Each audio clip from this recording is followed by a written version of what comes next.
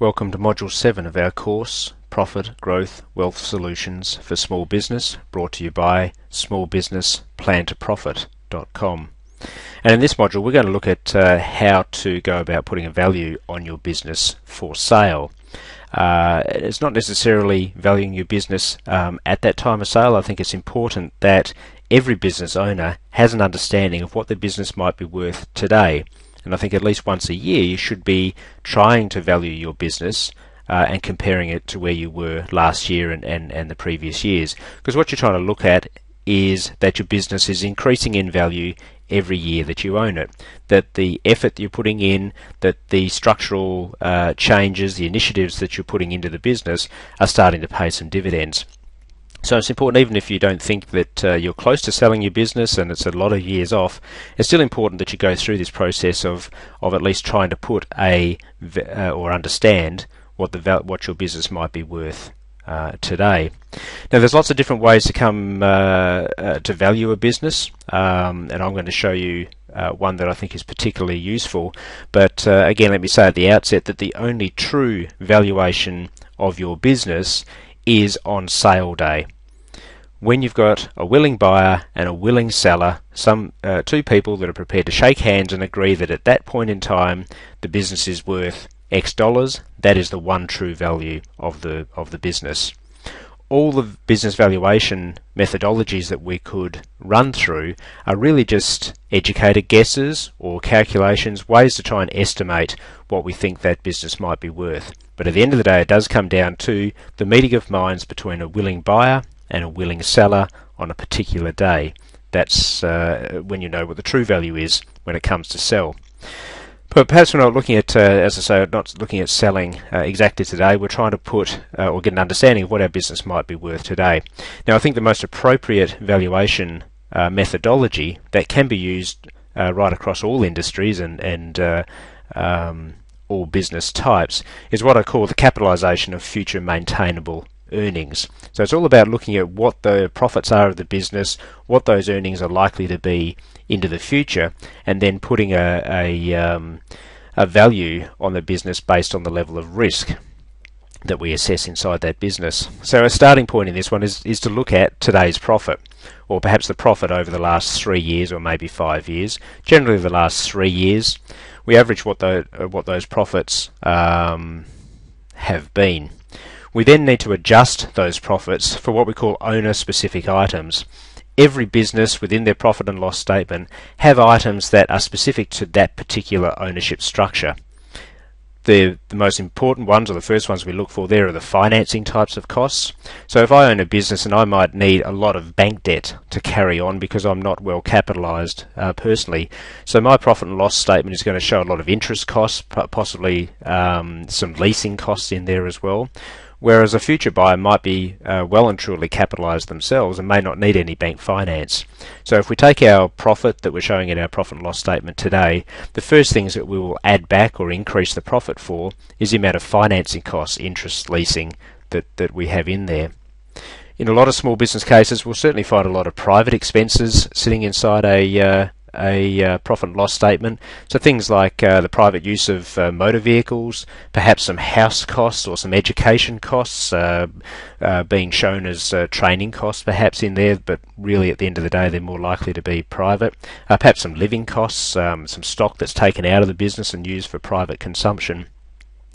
In some cases there's also some abnormal items, perhaps some capital purchases which probably aren't capital, more of a and perhaps should be amortized or depreciated over a longer time frame.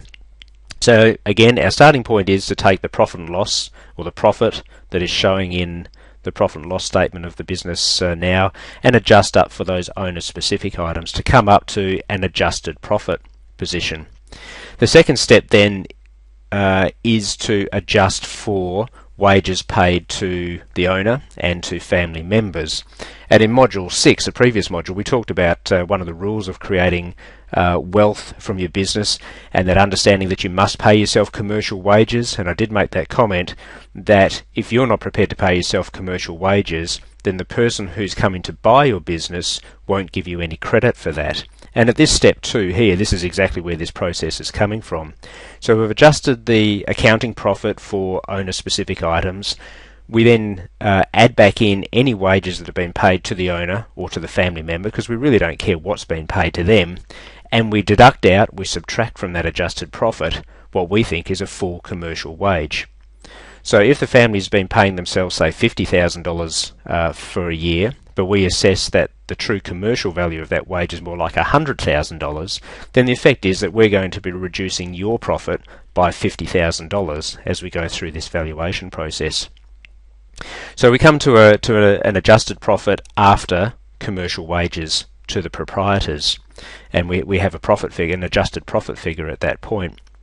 Step 3 is you then need to look at that and cast that profit figure forward into the future and ask yourself the question, is that level of profitability maintainable into the future?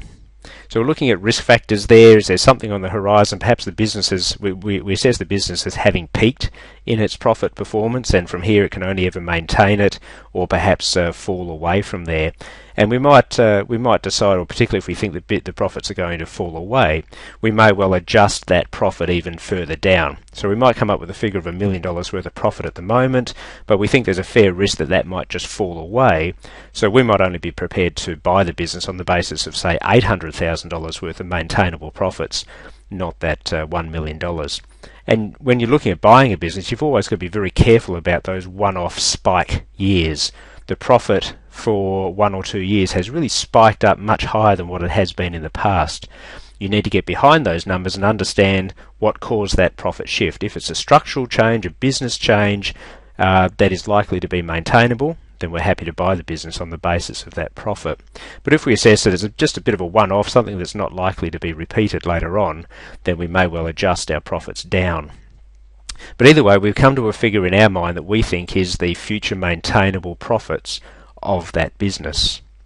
At step 4, we then decide to apply what we call a capitalisation rate, and that's all about looking at what we believe is the rate of investment or the return on capital that we require to make this investment work. Again, in Module 6 we talked about the decisions you make as a business owner, that you could invest your capital into a bank deposit, stocks or shares or property, and derive a reasonably safe passive profit. Where we elect to invest our money into particularly a small business or a private business, there's a much greater element of risk here. So if we're going to invest our capital into a private business, we want to get a suitable return on investment on that business. Now in Australia, I'd say that most small businesses will be sold on a capitalisation rate of somewhere between 33% and 50%, or put another way, that the business will sell for somewhere between 2 and 3 times its maintainable profits. Now it might seem a little bit extreme to say that when we're valuing a business we might be looking for a 50% return on investment, or applying a 50% capitalisation rate, or again put another way, that will buy the business at 2 times its normal profit. But again, that's the risk that we may well assess in a small business. And we're saying that if we're going to put our capital into that business, we want our capital to be returned by way of profit over a 2-year period. We want a 2-year payback. If we're going to be in the business for 5 years after that, we've then got 5 years to make that return. So don't be surprised when you do go through this valuation process that you do start to apply these very high capitalisation rates. And again, what we do find is that business owners believe that it's just inappropriate. There's no way that I should be generating a 50% return on my business. But the reality is that the person who comes to look at buying your business may well look for that. And as we go back to Module 6 and my rules for creating personal wealth in your business, you need to pay yourself a commercial rate of return on your investment. Now, if the buyer is going to be looking for a 33% or a 50% return on capital, you should also be looking at a 33 or 50% return on your capital to repay yourself for the risk that you're taking by having your money inside this business. So either way here, we've determined what our maintainable profits are, and we've decided on what sort of risk profile, what sort of rate of return we want on that investment. And when you divide those two figures, when you divide the capitalisation rate into the profits, then we come up with what we think the valuation of the business might be. So let's have a look at a simple chart and see how this one might work. On the left-hand side of this chart, we've got 3 lines of profitability in the business. So let's say we've got a business that's generating an adjusted maintainable profit of $250,000, $500,000 or $1 million a year. In the columns moving across to the right-hand side of this table, we're looking at the capitalisation rates or return on investments that might be applied in trying to value the business. So again, we might be looking for a 50% return on investment, 33% return on investment, or a 25% return on investment. And these are not standard numbers. There can be any number across this chart, but just to give you an example, these are the numbers that I'll use here. Put another way across the top, the capitalisation rate, if we're looking for a 50% return on investment, that's 2 times our profit. So as the example in the business there, that we're generating a $250,000 profit a year, looking for a 50% capitalisation rate, we would value that business at $500,000. So $250,000 divided by 50% gives you $500,000 or 2 times profit. If you take that all the way to the right-hand side, if we're looking only for a 25% return on our investment or a 4 times multiple of profit, then that same business generating $250,000 worth of profit would now be worth, say, $1 million rather than $500,000. So the final thing I'd like to demonstrate on this chart here is just that if you look at those numbers there, if we're able to increase the profitability of our business over time from, say, $250,000, let's say, up to $1 million a year, and let's say that also moves our capitalisation rate from someone looking for a 50% return on investment up to a 25% return, down to a 25% return on investment. So they assess the business to be less risky, they're prepared to accept a lower return to buy this business. Then a $1 million profit a year business being sold at a 25% capitalisation rate is now worth $4 million. So if we can move your business, which is at $250,000 annual profit and quite risky and people looking for a 50% return on investment, if you could move your profit over time up to $1 million a year and decrease the risk profile so someone will buy it at a 25% capitalisation rate, you can increase the value of your business from $500,000 to $4 million. That is a massive increase, I think you'll agree. If I put that another way, and let's come back to the chart that we looked at when we were looking at the profit improvement, so one that you're aware of. So again, in that middle column, my base year there, that business that had 800 customers coming through and was generating a net profit of, say, $400,000, and through the profit improvement modules we showed how minor improvements, 5% improvements in the profit drivers might increase that net profit from $400,000 up to just short of $700,000. So our profit increase was, say, $300,000 or 75% by making very small improvements.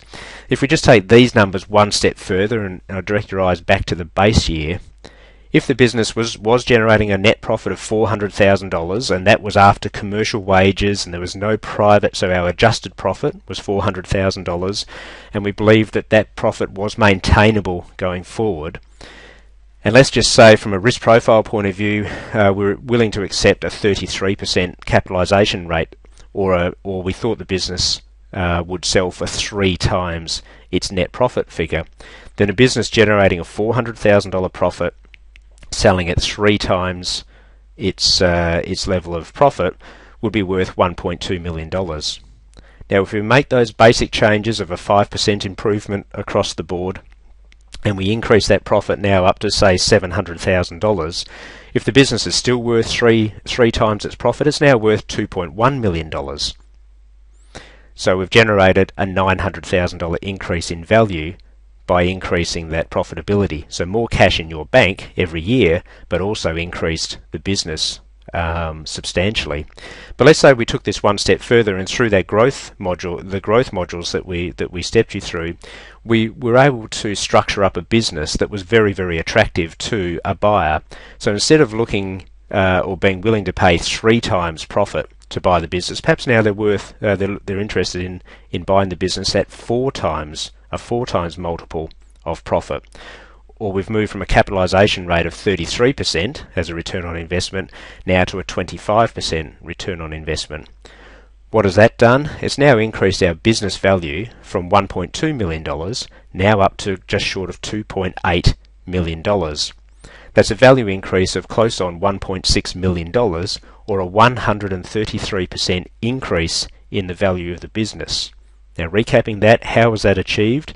5% improvements in the profit drivers across the board gave us a 75% lift in our profitability, and a better structure around the business, a high performance business model being put in place, then increases the or decreases the level of risk that someone would assess in that business, and they're willing to pay a higher multiple or accept a lower rate of return to buy that business. So 133% increase in the value of your business by making some 5% improvements in the profit drivers, and by structuring the business in a much more efficient way to replicate what that model that we put up as a high performance business. If you could achieve that in your business, I'm sure you'd be ecstatic, absolutely beside yourself. And what I would say to you is that is more than achievable in most businesses. I've already said the 5% profit improvement, I think, is a base level of improvement in those key profit drivers if you get those ones right.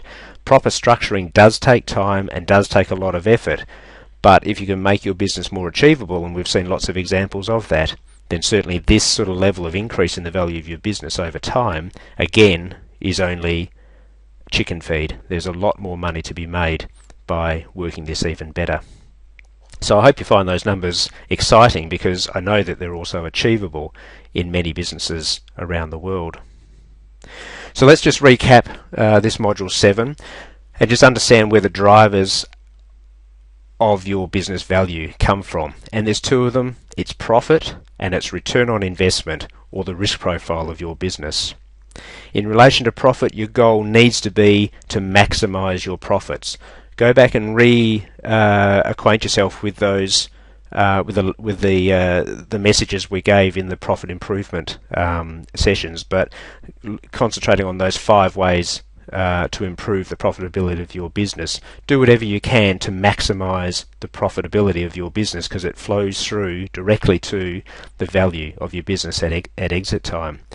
Make sure that profit improvement is not just a one-hit wonder. You need to convert that profit into sustainable growth. You need to show that those profits are maintainable, and certainly that profit improvement, the rate of profit improvement, is also maintainable.